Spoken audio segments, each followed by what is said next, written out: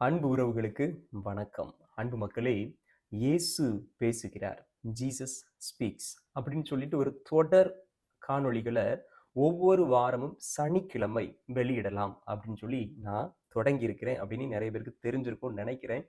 ஏன்னா முதல் காணொளியில நான் அதை செய்யலை. ஆனா முதல் காணொளியை பார்த்த பிறகு உண்மையிலேயே இதை நம்ம தொடர வேண்டும் அப்படின்னு சொல்லி எனக்குள்ள தோணியது. ஏன்னா நிறைய நேரத்துல நம்முடைய மனித வார்த்தைகள் நமக்கு ஆறுதலை கொடுப்பதில்லை. மனித வார்த்தைகள் நமக்கு காயங்களை ஆற்றுவதில்லை.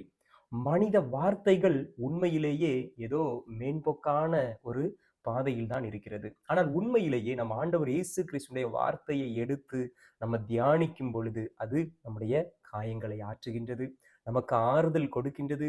பல வேளைகளில் நமக்கு இருக்கின்ற பல தடைகளுக்கு அது விடையை கொடுக்கின்றது. அதனாலதான் இந்த ஒரு தொடர் காணொளி, ஒரு எபிசோட்ஸ் நம்ம ஒவ்வொரு சனிக்கிழமையும் வெளியிடலாம் என நான் நினைக்கிறேன். கண்டிப்பாக நீங்கள் இந்த காணொளியை பார்க்கும் பொழுது நம்பிக்கையோடு பார்க்க வேண்டும். ஆண்டவர் இன்று உங்களிடம் என் மூலமாக என்ன பேசுகிறார், அவருடைய வார்த்தை என்ன சொல்கிறது, அது என்னுடைய வாழ்க்கையிலே நான் எப்படி அதை நான் செவிசாய்த்து என்னுடைய வாழ்க்கையை மாற்றப் போகிறேன் அப்படிங்கிற ஒரு மனநிலையோடு ஒரு திறந்த புத்தகத்தை போல நீங்கள் இந்த காணொளியை காண உங்களை அன்போடு அழைக்கின்றேன். அன்பு மக்களே, இந்த காணொளியில நம்ம என்ன தலைப்புல பேச போறோம் அப்படின்னா, நம் ஆண்டவர் நம்மை ஒருபொழுதும் ஒருபொழுதும் வெட்கம் அடைய விடமாட்டார். The Lord will not allow you to put in shame. உங்களை அவர் ஒருபொழுதும் வெட்கம் அடைய விடமாட்டார். அன்பு மக்களே, இந்த காணொளியினுடைய முதல் பகுதியில இறை வார்த்தைகள் மட்டும் இருக்கும். கடைசி பகுதியில நான் உங்களுக்காக ஜெபிக்க இருக்கிறேன். அதனால காணொளியை நீங்க முழுமையா பார்க்குமாறு உங்களை கேட்டுக்கொள்கிறேன். கண்டிப்பாக இந்த காணொளி உங்களுடைய உடைந்த குடும்பங்களில் மன அமைதியையும், உங்களுடைய காயப்பட்ட இதயத்திற்கு மருந்தையும், உங்களுடைய பொருளாதார சிக்கல்களுக்கு உங்களுக்கு ஒரு தெளிவையும் இந்த காணொளி கொடுக்கும் அப்படிங்கிறத மறந்து விடாதீர்கள். அன்பு மக்களை, இன்று நாம் முதலாவதாக எடுத்துக்கொள்கின்ற அந்த இறை வார்த்தை என்ன அப்படின்னா, திருப்பாடல் 71:1 வாசிக்கிறேன். ஆண்டவரே, உம்மிடம் நான் அடைக்கலம் புகுந்துள்ளேன், ஒருபோதும் நான் வெட்கமுற விடாதேயும்.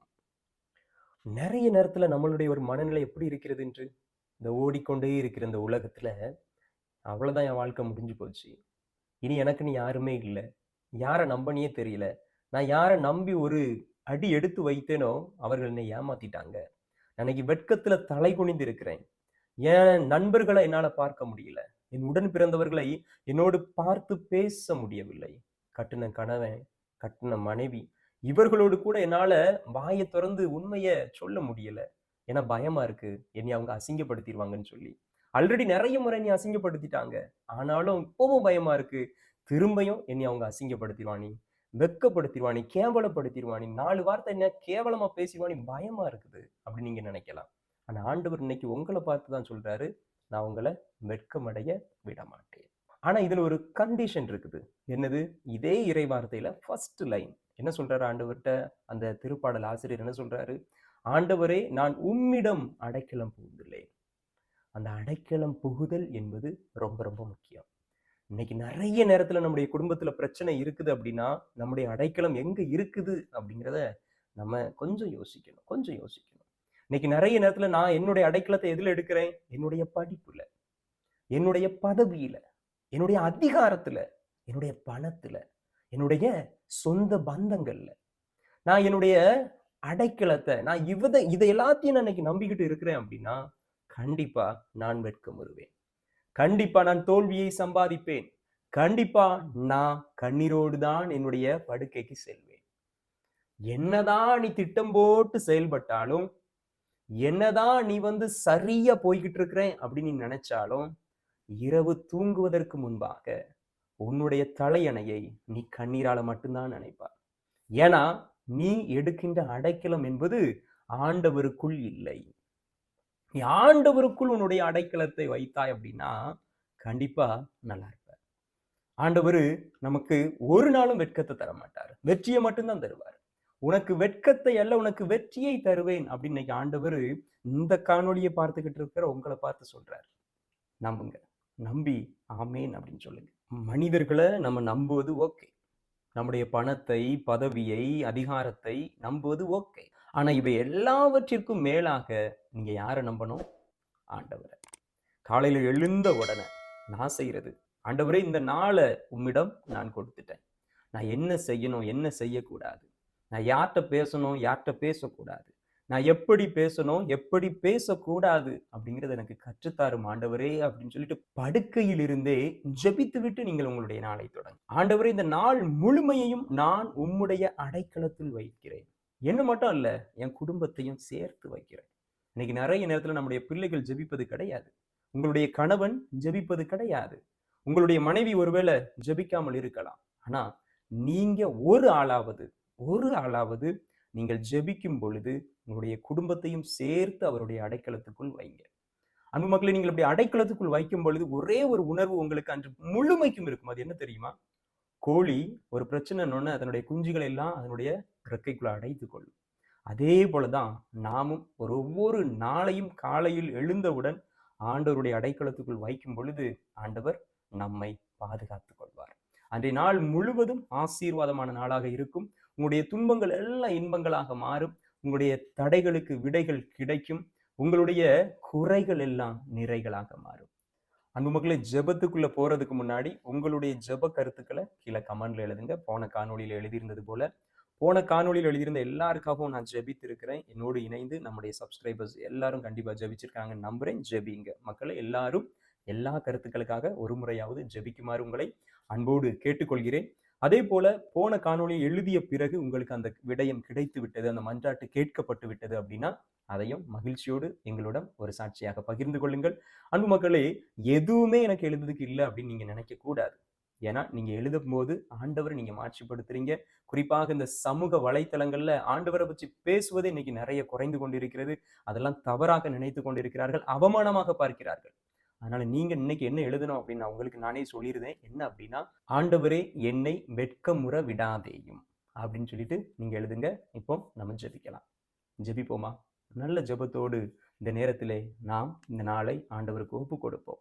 உங்களுடைய குடும்பத்தை நீங்கள் ஒப்பு கொடுங்கள். நீங்கள் ஜெபிக்கும் பொழுது உங்களுடைய கண்களை மூடிக்கொள்ளுங்கள். உங்களுடைய வலது கரத்தை உங்களுடைய இதயத்தின் அருகில் வைத்து என்னோடு இணைந்து ஜெபியுங்கள். எங்களை படைத்து பாதுகாத்து வழி நடத்தி கொண்டிருக்கிற எங்கள் அன்பு தெய்வமே, இதோ இந்த நாளையும் என்னுடைய குடும்பத்தையும் என்னுடைய அலுவல்கள் அனைத்தையும் உம்முடைய அடைக்கலத்தில் வைக்கின்றேன். என்னை ஒருபோதும் வெட்கமுற விடாதேயும். நீர் எனக்கு கொடுத்திருக்கின்ற இந்த வாக்கு தத்தத்தை இன்று நான் முழுமையாக நம்புகிறேன். என்னை ஒருபொழுதும் வெட்கமுற விடாதேயும்.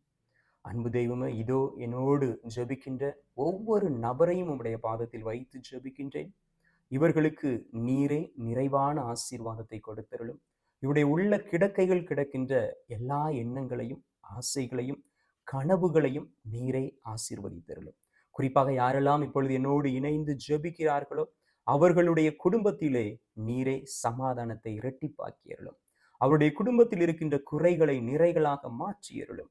அவருடைய குடும்பத்தில் இருக்கின்ற அனைத்து விதமான பொல்லாப்பு தீய சக்திகளுடைய சூழ்ச்சிகளை முறியடித்தருளும். அன்பு இயேசுவே, இவர்களோடு இருந்து இவர்களை தொடர்ந்து வழி நடத்தியருளும். இன்னும் அதிகமாக என்னுடைய கணவனிடம் கூட என்னால் ஒரு விடயத்தை சொல்ல முடியல, என்னுடைய மனைவியிடம் கூட என்னால் ஒரு விடயத்தை சொல்ல முடியல அப்படின்னு சொல்லி ஏங்கி கொண்டிருக்கிற எத்தனையோ பிள்ளைகளை ஆண்டவரே நீர் கண்கொண்டு இப்பொழுது பார்த்து கொண்டிருக்கிறீர். அவர்கள் உங்களிடம் இந்த காரியத்தை எடுத்து சொல்லி கொண்டிருக்கிறார்கள். ஆண்டவரை செவிசாய்த்தருளும். அவர்களுடைய எல்லாவித எண்ணங்களையும் நிறைவேற்றியருளும். குறிப்பாக அவருடைய மன காயங்களை நீர் ஆற்றியருளும். அவருடைய உள்ளத்தில் இருக்கின்ற அனைத்து விதமான புண்களையும் உம்முடைய 5 வர காயங்களை கொண்டு ஆற்றியருளும். ஒருபொழுதும் உம்மை நம்பியோர் வெட்கம் அடைய மாட்டோம். ஒருபொழுதும் உம்மை நம்பியோர் கைவிடப்பட மாட்டோம் என்று நம்புகிறோம். இயேசுவே உமக்கு நன்றி. இயேசுவே உமக்கு புகழ். அன்பு மக்களை, நல்ல ஒரு ஜெபத்தை என் கூட சேர்ந்து நீங்களும் ஏறெடுத்திருக்கீங்க. நம்புங்க, நல்லது நடக்கும். அதே போல கடைசியா ஒரே ஒரு இறைவார்த்தை, இந்த இறைவார்த்தை இன்னும் கொஞ்சம் உங்களுக்கு ஆறுதல் கொடுக்கும். குறிப்பாக எசாயா புத்தகம் 61வது அதிகாரம் 7வது இறைவார்த்தை. ஆண்டவர் இவ்வாறாக சொல்கிறார், அவமானத்திற்கு பதிலாக நீங்கள் 2 மடங்கு நன்மையை பெறுவீர்கள். அவமானத்திற்கு பதிலாக நீங்கள் 2 மடங்கு நன்மைகளை பெறுவீர்கள். நீங்க இன்னைக்கு எதெல்லாம் அவமானம் அப்படின்னு நீங்க நினைக்கிறீங்களோ அது எல்லாத்தையும் ஆண்டவர்கிட்ட ஒப்பு கொடுங்க. ஆண்டவர் மற்ற எல்லாவற்றையும் பார்த்துக் கொள்வார். அவருக்குள் நாம் அடைக்கலத்தை எடுப்போம். அவர் நம்மை அரவணைத்து வழி நடத்துவார். இணைந்திருப்போம், விழித்திருப்போம், ஜெபித்திருப்போம். God bless you.